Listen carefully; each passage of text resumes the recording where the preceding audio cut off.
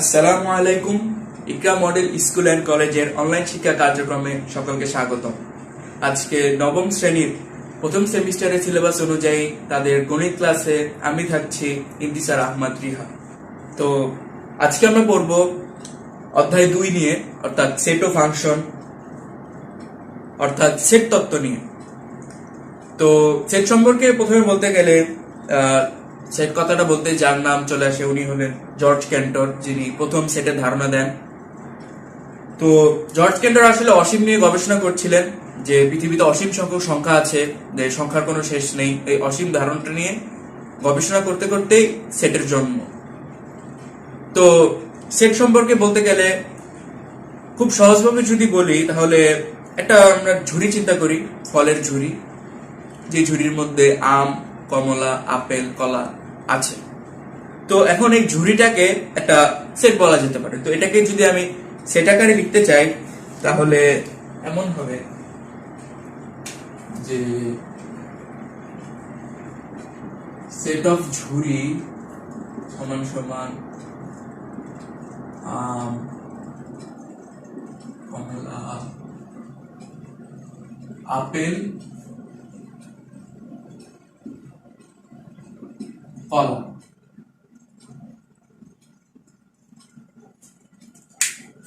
তো এই ঝুড়িটাকে একটা সেট বলা যায়, কারণ এই ঝুড়ির উপাদান হিসেবে আম, কমলা, আপেল, কলা আছে। তো এই জন্য এটাকে একটা সেট বলা হয়। তো আসলে যদি আমি সেটটাকে একটা সুন্দর সংজ্ঞা দিতে চাই, তাহলে হবে বাস্তব বা চিন্তা জগতের সুসংজ্ঞায়িত বস্তুর সমাবেশকেই সেট বলে। অর্থাৎ আমি একটা ঝুড়ির মধ্যে আম রাখলাম, কমলা রাখলাম, আপেল রাখলাম, কলা রাখলাম, এগুলো একটা সুন্দরভাবে সাজিয়ে রাখলাম। তো এই জন্য এটাকে একটা সেট হিসেবে ধরা যায়। ঠিক আছে? তো আসলে এটাকে যদি আমি এখন গাণিতিক ভাষায় লিখি, তাহলে সেটের উপাদান হিসেবে লিখি যে আম, কমলা, আপেল, কলা প্রত্যেকেই হলো এই ঝুড়ির উপাদান, তাই না? তো তাহলে আমরা যদি দেখি আম belongs to ঝুড়ি, তো এই যে এই চিহ্নটা দ্বারা, এই চিহ্নটা দ্বারা বোঝানো হচ্ছে যে belongs to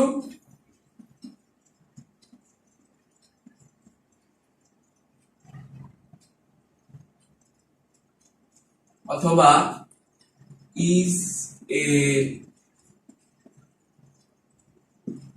element of,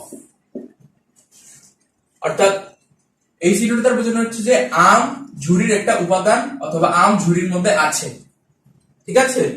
তো এই চিহ্নটা দ্বারা সেটের উপাদানকে নির্দেশ করা হয়। তো এখন যদি আমরা গাণিতিক ভাবে লিখি, তো ধরলাম একটা সেট হলো এ, এর মধ্যে আছে এক্স, ওয়াই, জেড। তো এখন এই যে এক্স, ওয়াই, জেড প্রত্যেকেই হলো এর একটা উপাদান। তো আমি লিখতেই পারি যে এক্স belongs to এ,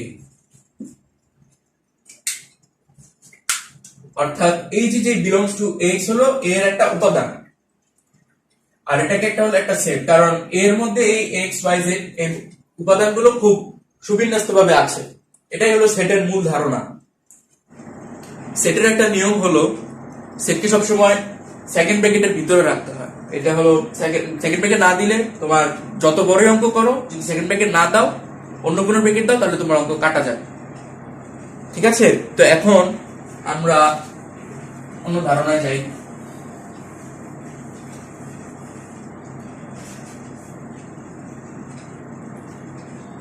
তো সেটকে দুই ভাবে প্রকাশ করা হয়, একটা হলো রোস্টার মেথড অথবা তালিকা পদ্ধতি, আর একটা হলো সেট বিল্ডার মেথড অথবা সেট গঠন পদ্ধতি।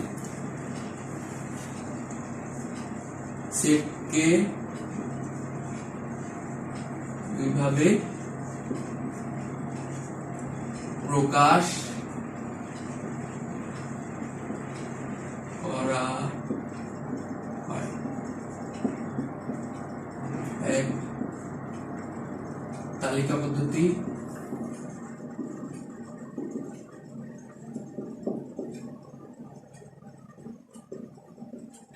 অথবা রোস্টার মেথড।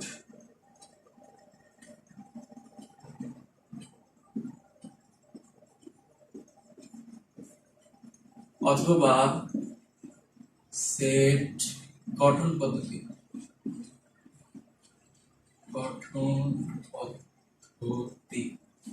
অথবা সেট বিল্ডার মেথড।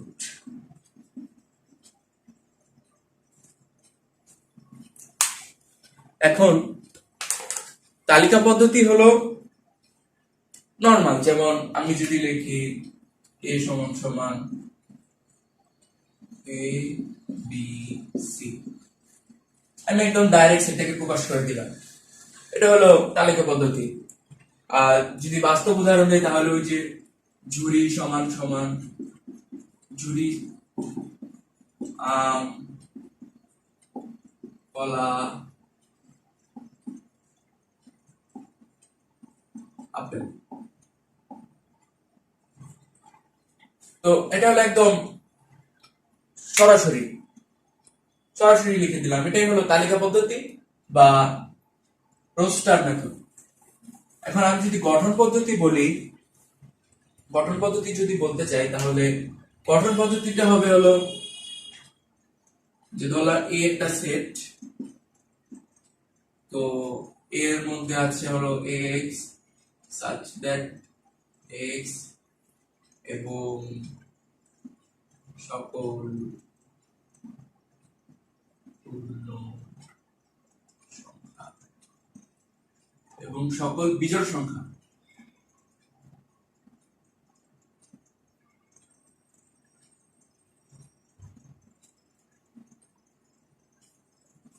অর্থাৎ আমি সোজাভাবে না বলে একটু ঘুরে ফিরে বললাম আর কি।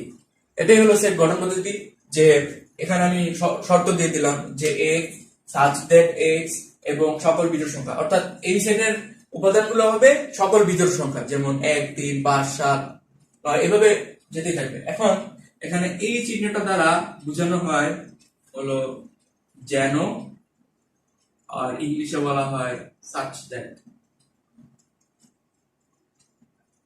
এটা দ্বারা যদি প্রকাশ করে x যেন x এবং সকল বিজোড় সংখ্যা, এটাকে এভাবেই করা হয়। অথবা ইংলিশে করতে পারবে x such that x এবং সকল বিজোড় সংখ্যা।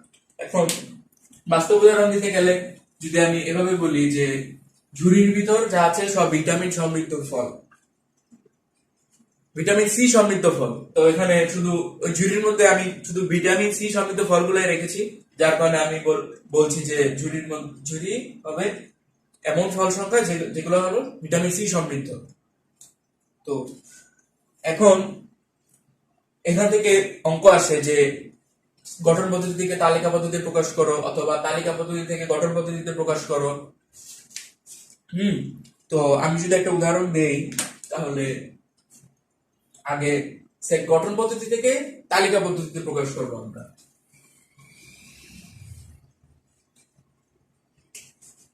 রুল 1, সেট গঠন থেকে সেট তালিকা পদ্ধতি।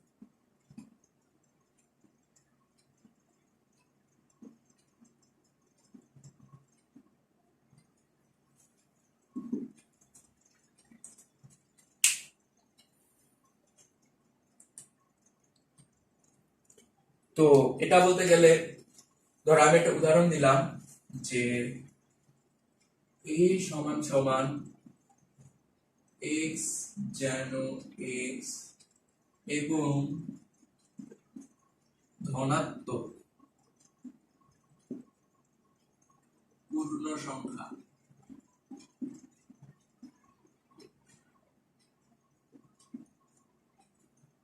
ধনাত্মক পূর্ণ সংখ্যা এবং x স্কয়ার লেস দেন 18। ঠিক আছে, তো এখন এইখানে এই যে ধনাত্মক পূর্ণ সংখ্যা মানে হলো যে শূন্য থেকে বড় যে সকল সংখ্যাগুলো ওগুলোকে ধনাত্মক পূর্ণ সংখ্যা বলা হয়। তো এখন এটাকে যদি আমরা তালিকা পদ্ধতিতে প্রকাশ করতে চাই তাহলে আমরা এখানে কি শর্ত দিয়েছে, এক্স স্কোয়ার লেস দেন 18, অর্থাৎ এমন সংখ্যার বর্গ নিতে হবে শূন্য থেকে বড় যেগুলা 18 থেকে ছোট হবে, এমন সংখ্যার বর্গ যেগুলো 18 থেকে ছোট এবং অবশ্যই ধনাত্মক পূর্ণ সংখ্যা হতো।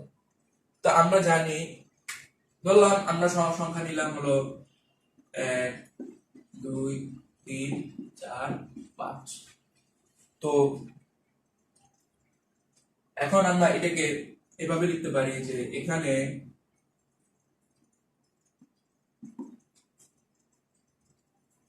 x সমান সমান 1 হলে x স্কয়ার সমান সমান 1 স্কয়ার সমান সমান 1 হবে এবং 1 লেস দেন 18। আবার x সমান সমান 2 হলে x স্কয়ার সমান সমান 2 স্কয়ার সমান সমান 4 হবে এবং 4 লেস দেন 18। আবার x সমান সমান 3 হলে x স্কয়ার সমান সমান 3 স্কয়ার সমান সমান 9 হবে এবং এই 9 18 থেকে ছোট। এখন যদি আমি x সমান সমান 4 লিখি, 4 হলে x স্কয়ার সমান সমান 4 স্কয়ার সমান সমান 16 হবে এবং 16 18 থেকে ছোট। ঠিক আছে, তো এখন x সমান সমান আমি 5 নিলাম, তাহলে x স্কয়ার সমান সমান 5 স্কয়ার সমান সমান 25 হবে এবং এই 25 18 থেকে বড় হয়ে যাচ্ছে, অর্থাৎ এই যে এই 25 অথবা 5 এটা শর্ত বিরোধী, শর্তকে মানছে না, শর্তকে টপকে চলে যাচ্ছে। এই জন্য আমরা x সমান সমান 4 পর্যন্তই নিব, কিন্তু 5 এটা দেখাতে হবে যে x সমান সমান 5 হলে এত এত এত, কিন্তু 25 সমান সমান 25 18 থেকে বড়।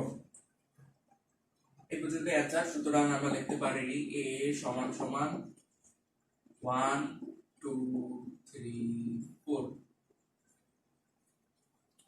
এখন এখানে আমরা 0 কেন নিব না, কারণ আমাকে বলেছে ধনাত্মক পূর্ণ সংখ্যা, আর শূন্য হলো ধনাত্মকও না ঋণাত্মকও না, এজন্য আমরা এখানে 0 নিচ্ছি না।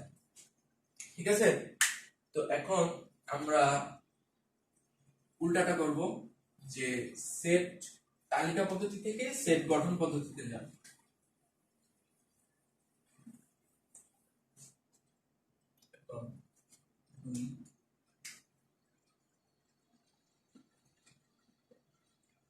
তালিকা পদ্ধতি থেকে সেট গঠন পদ্ধতি। তো এখন আমরা ধরো একটা সেট নিলাম নিজের ইচ্ছা মতো, a সমান সমান 7 14 21 28 ধরে নিলাম। এখন কোশ্চেন আসলো যে এটাকে গঠন পদ্ধতি থেকে প্রকাশ করো।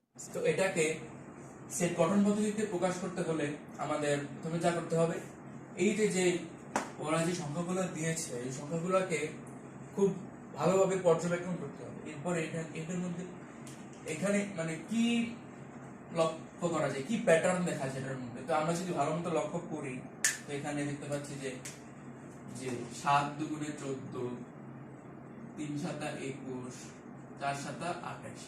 তো এগুলো সবাই সাথের গুণিতক। ঠিক আছে, তো সবাই সাথে যেহেতু গুণিতক, তো এটাকে আমরা সেট গঠন পদ্ধতিতে লিখতে পারি এভাবে যে a সমান সমান x যেন x এবং সাতের গুণিতক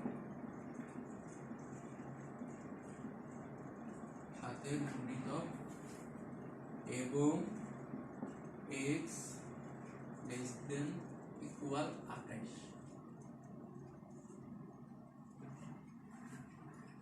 এটাকে এভাবেও লেখা যায় যে x যেন x এবং সাতের গুণিতক এবং x লেস দেন ইকুয়াল 28, অর্থাৎ এই x 7 এর গুণিতক হবে যা 28 এর সমান বা 28 থেকে ছোট।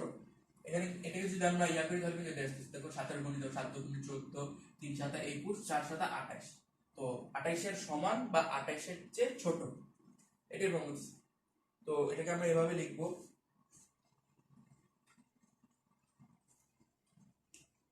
তো আরেকভাবে লেখা যায় যে যদি আমরা এটাকে এভাবে লিখি যে a সমান x যেন x এবং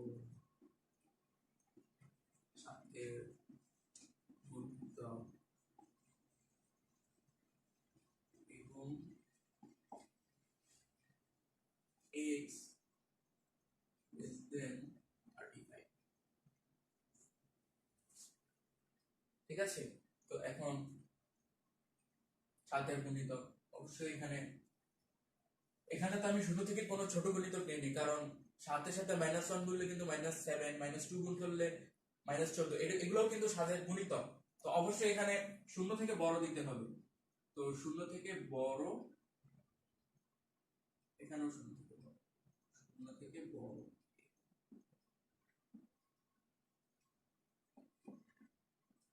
শূন্য থেকে বড় 28 এর চেয়ে ছোট বা সমান। আর এখানে এভাবে লিখতে পারি যে x যেন x এবং 7 এর গুণিতক এবং শূন্য থেকে বড় 35 থেকে ছোট।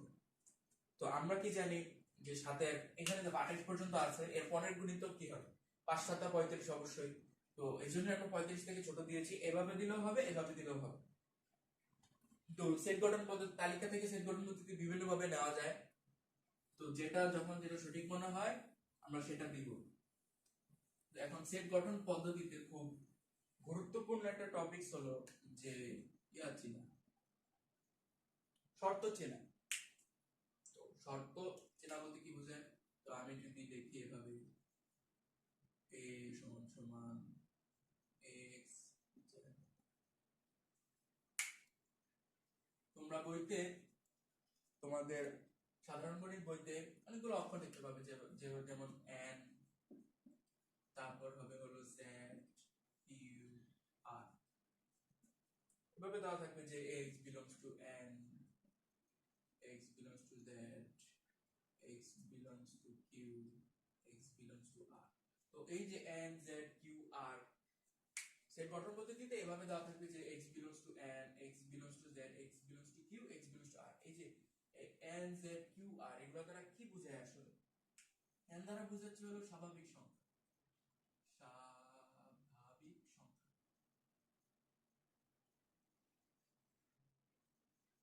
z দ্বারা বোঝায় হলো পূর্ণ সংখ্যা, q দ্বারা বোঝায় হলো মূলদ সংখ্যা,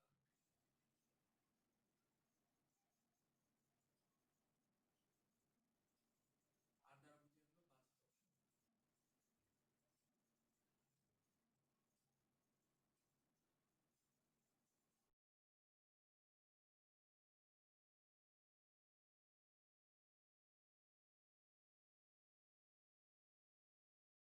আর পূর্ণ সংখ্যা দ্বারা বুঝি যে -3, -2, -1,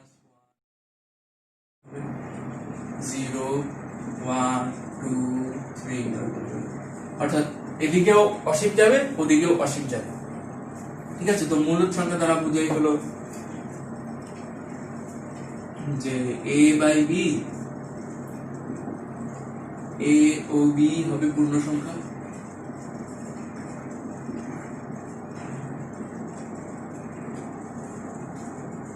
এবং b not equals to 0। অর্থাৎ মূল সংখ্যা মানে হলো a/b আকারে থাকবে, যে সকল সংখ্যা আছে ভগ্নাংশ আকারে থাকবে a/b এভাবে আকারে প্রকাশ করা যায়, এবং a ও b হবে পূর্ণ সংখ্যা হতে হবে, আর b কখনো 0 হতে পারবে না। এটাই হলো মূলদ সংখ্যা। অথবা যদি এভাবে সেই গঠন পদ্ধতিতে মূলদ সংখ্যা বলেন তাহলে অবশ্যই a/b আকারে প্রকাশ করা যায় যে সকল সংখ্যা, ওই সকল সংখ্যাই হবে। তো বাস্তব সংখ্যা হবে হলো, আমরা জানি অবাস্তব সংখ্যা পাবে যে পূর্ণ সংখ্যার মতো নেই, যে ইনফিনিটি অথবা রুটের ভিতর মাইনাস কখনো হবে না, এগুলো হলো অবাস্তব সংখ্যা বা অসংজ্ঞায়িত। বাস্তব সংখ্যা বলতে যে এইভাবে 0, 1, 2, 3, -1, -2, তো এগুলাকে আবার অসীম সেটও বলা হয়। তো যে সেটের কোনো শেষ নাই, দেখো তোমরা এই সাইডে এগুলো কিন্তু যেতেই আছে যেতেই আছে যেতেই আছে যেতেই আছে, এই সেটগুলো কি কোনো শেষই নেই এগুলো। এজন্য এগুলোকে অসীম সেট বলা হয়। যে সকল সেটের কোনো শেষ প্রান্ত বা শেষ খুঁজে পাওয়া যায় না সেই সেটগুলোকে অসীম সেট বলে। তো তোমরা সেট গঠন পদ্ধতিতে এন জেড কিউ আর আসলে অবশ্যই এগুলো দিতে পারবে ইনশাআল্লাহ। তো এখন আমরা সসীম সেটে যাই। সসীম সেট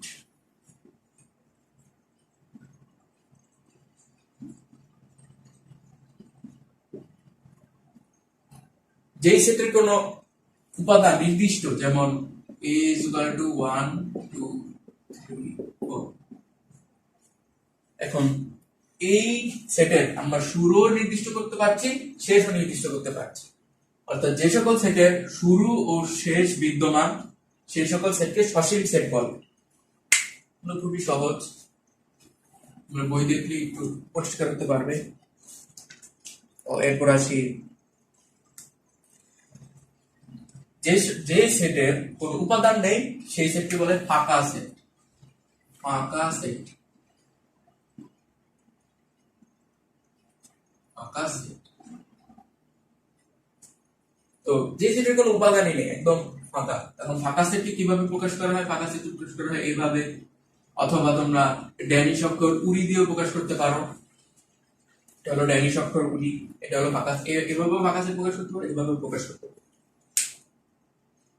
তো এই গেল ফাঁকা সেট বা সেটের সাধারণ যেই তত্ত্বগুলা। এখন আমরা শিখবো সেটের অপারেশন। সেটের অপারেশন বলতে বুঝায় হলো অনেক ধরনের সেট আছে। তো আমরা যদি শুরু থেকে শুরু করি, প্রথমে আসবে হলো সার্বিক সেট।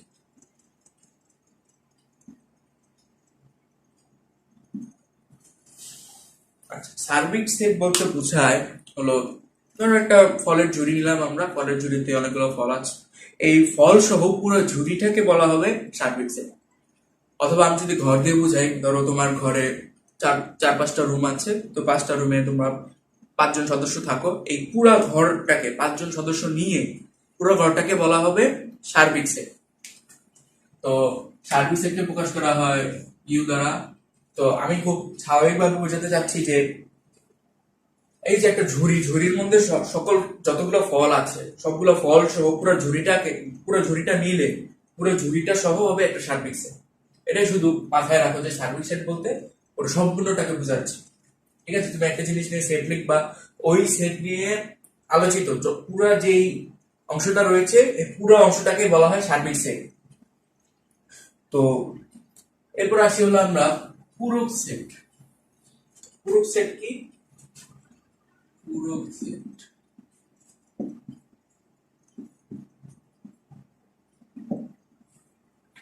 পূরক সেটটাকে যদি আমি বলি, ধরো যে ফলের ঝুড়িতে আছে আম, কলা, আপেল, কমলা, এগুলো আছে। তো এখন আমি বললাম যে আমি শুধু আম নিব, আম বাদে যেগুলো আছে, আম ছাড়া যা আছে সবগুলোকে বাদ দিয়ে দিব, ঝুড়ির মধ্যে শুধু আম নিব। এটাকে বলা হয় পূরক সেট। এই যে শুধু আম বললাম যে আম, এই ঝুড়ি ঝুড়ি ঝুড়ি ঝুড়ি আম,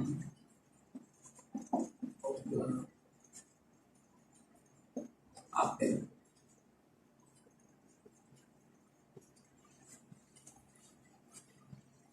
অর্থাৎ আমি এখানে শুধু আম নিব আর বাকি সবগুলোকে বাদ দিয়ে দিই। তো এখন এটা আবার কিভাবে করব? এখন এটাকে যদি আমি লিখি এভাবে, ঝুড়ি বাদ আম, এটাকে এভাবে লেখা যায়, অথবা ঝুড়ি বিয়োগ আম। এই যে আম বাদে যা কিছু থাকবে সবগুলোই হলো এই আমের পূরক সেট অথবা ঝুড়ির পূরক সেট। ঠিক আছে। এখন যদি এটাকে আমি গাণিতিক ভাবে লিখি, বললাম ইউ সার্বিক সেট সমান আছে 1 2 3 4 5 6, আর ধরলাম এই ইউ এর মধ্যে একটা সেট হলো a 2 3 4। এখন a এর পুরো সেট বের করতে যাচ্ছে। a এর পুরো সেট মানে হলো a বাদে যা আছে সবগুলোকে নিয়ে তবে a এর পুরো সেট। এখন এটাকে প্রকাশ করা হয় a অফ c দিয়ে অথবা a অফ প্রাইম দিয়ে। এই যে এই c এটাকে বলা হয় a এর পুরো সেট, এভাবে প্রকাশ করা হয়। এখন আমি যদি a অফ c বের করতে চাই তাহলে a অফ c সমান হবে u। এভাবেও তোমরা এভাবেও দিতে পারো অথবা এইভাবেও দিতে পারো। এই চিহ্নটাকে বলা হয় বাদ, বাদ চিহ্ন। আমি বাদ দিয়ে দিলাম, এটাকে বলা হয় বাদ। ইউ সমান লিখলাম 1 2 3 4 5 6 আর বাদ এ সমান 2 3 4। এখন এখানে আমরা দেখবো কোনগুলো মিলে যাচ্ছে। মিলে যাচ্ছে 2 3 4 এগুলো মিলে যাচ্ছে। আমি অন্য কাউকে দিই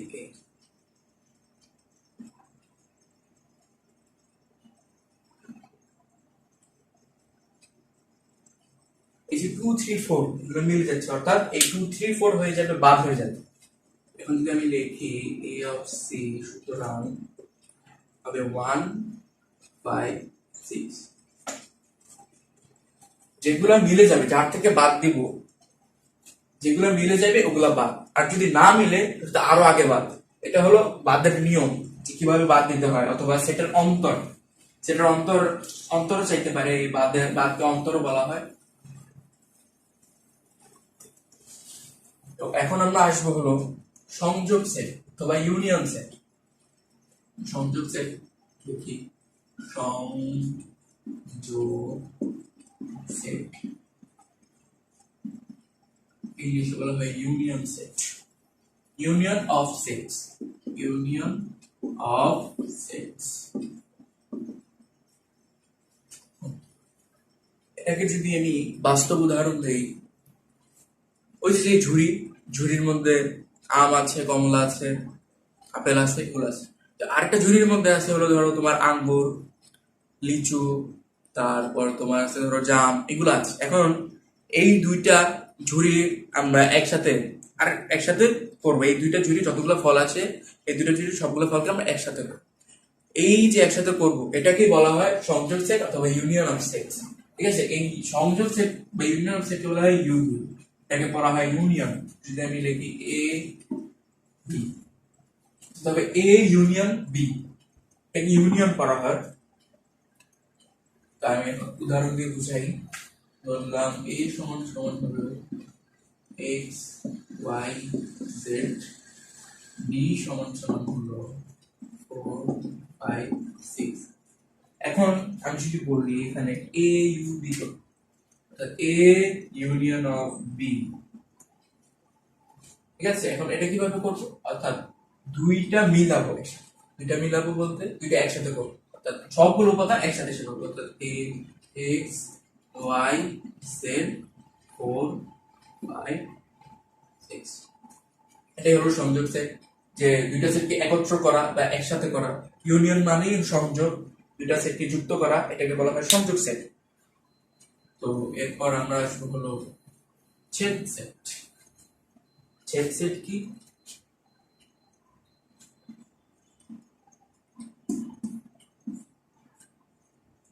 ছেদ সেট,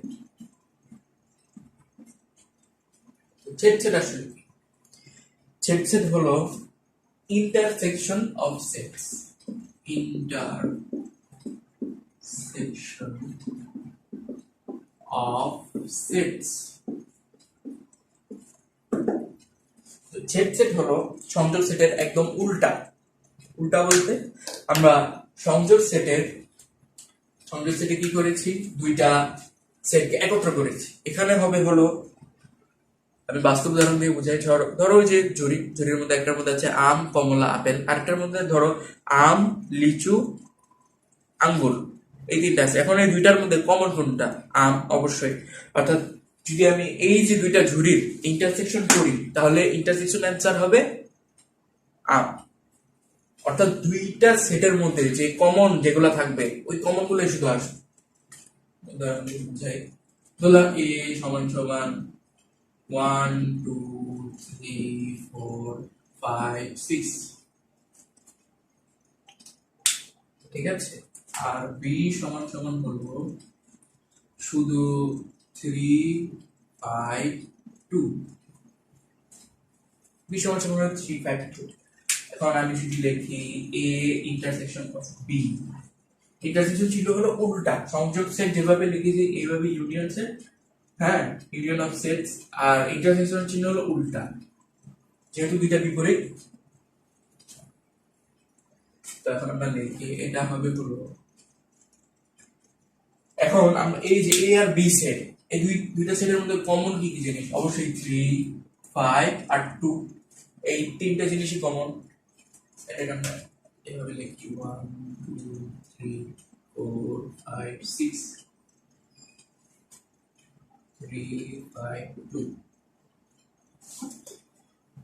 এখন এই দুটার মধ্যে যে যা কমন আমরা তাই শুধু নিয়ে নেব, অর্থাৎ 3 5 2। তাহলে এটার অ্যান্সার হবে 3 5 2। এটা একদম সাধারণ ধারণা ছেদ সেট আর সংযোগ সেটের।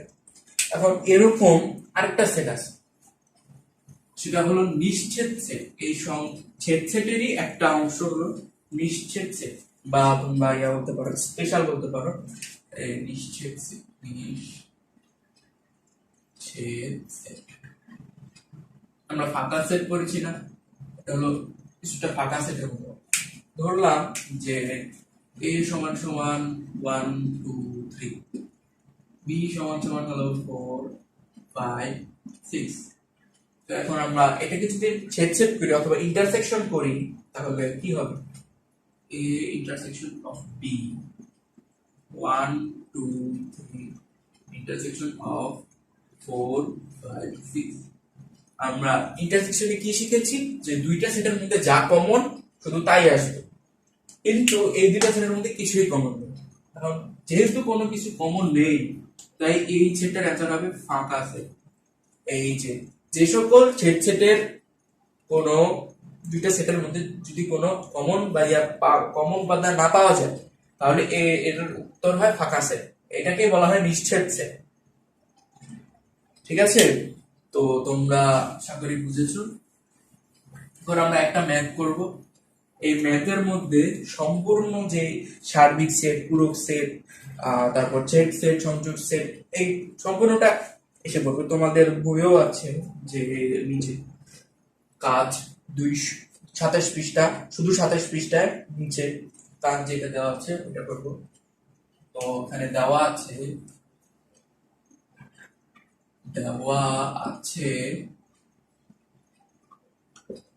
ইউ সমান সমান 1 3 5 9 11, 1 3 5 9 7 11, 7 11। তারপর ই সমান সমান দেওয়া আছে হলো 1 5 9, এবং এফ সমান সমান দেওয়া আছে হলো 3 7 11, 3 7 11। তাহলে এফ সমান সমান। এখন আমার কোশ্চেন যে চাইছে যে ই এর পূরক সেট ইউনিয়ন এফ এর পূরক সেট, আর ই এর পূরক সেট ইন্টারসেকশন এফ এর পূরক সেট।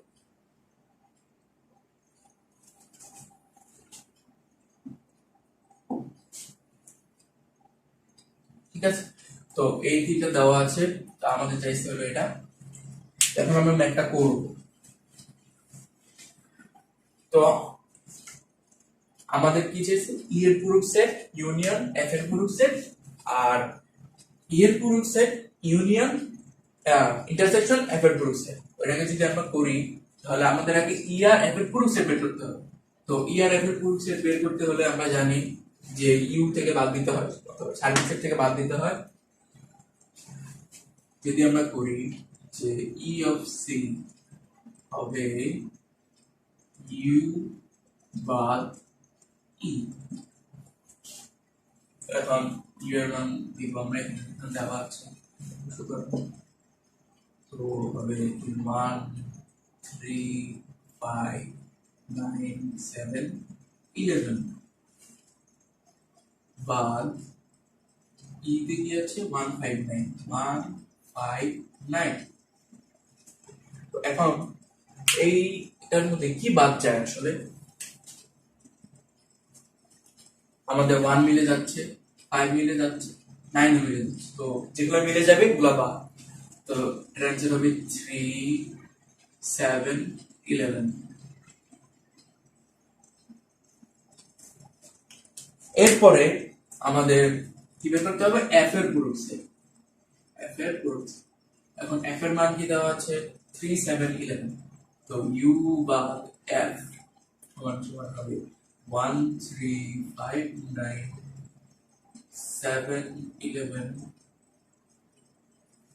বাদ 1 5 9 3 7 সরি 3 7 11। তো এখন কি হবে অ্যান্সার, 3 বাদ 7 বাদ 11, তো থাকছে কি 1 5 9। তো এইটা থাকছে, আমরা ই এর উপর সেট বের করলাম, এফ এর উপর সেট বের করলাম। এখন আমরা ইউনিয়ন অফ ই পুরো সেট আর এফ পুরো সেট বের করব। তো E of C union F of C সমান সমান হবে 3 7 11 ইউনিয়ন অফ 1 5 9 1 5 9। আমরা বলেছি কি ইউনিয়ন মানে হলো সবগুলো আসবে, কোনো কমন হোক আনকমন হোক সবগুলো আসবে। যদি এক সংখ্যা দুইবার থাকে তাহলে ওটা একবারই আসবে। এখন যদি আমরা এটাকে ইউনিয়ন করি তাহলে অ্যান্সার হবে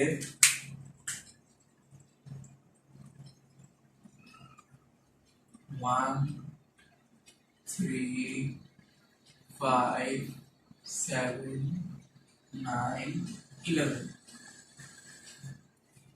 যদি আমরা ইউনিয়ন করি তাহলে এটা হবে অ্যান্সার। আর যদি আমরা এখন যদি ইন্টারসেকশন করি, ই পুরো সেট ইন্টারসেকশন এফ পুরো সেট, এটা হবে হলো 3 7 11 ইন্টারসেকশন 1 5 9। এই দুইটার মধ্যে আমরা দেখছি যে কোনো কিছুই কোনো উপাদানই মিল যাচ্ছে না, কোনো এলিমেন্টসই মিল যাচ্ছে না। তো এখন যেহেতু যখন মিল না যায় তখন আমরা কি শিখেছি, অ্যান্সার হবে ফাঁকা সেট। তো সুতরাং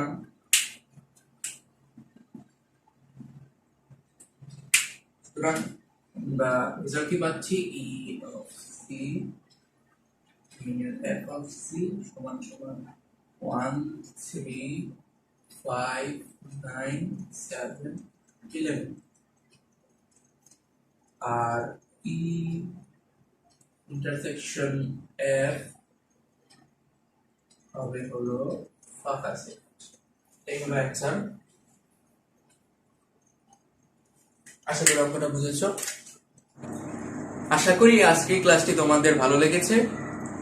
আগামী ক্লাসে আমি সেটের বাকি অংশ সহ সেটের গাণিতিক সমস্যা সংশ্লিষ্ট সকল সমস্যার সমাধান করে দিব। তোমাদের সকলের উপস্থিতি কামনা করছি। আশা করি তোমরা ঘরে থাকবে, সুস্থ থাকবে।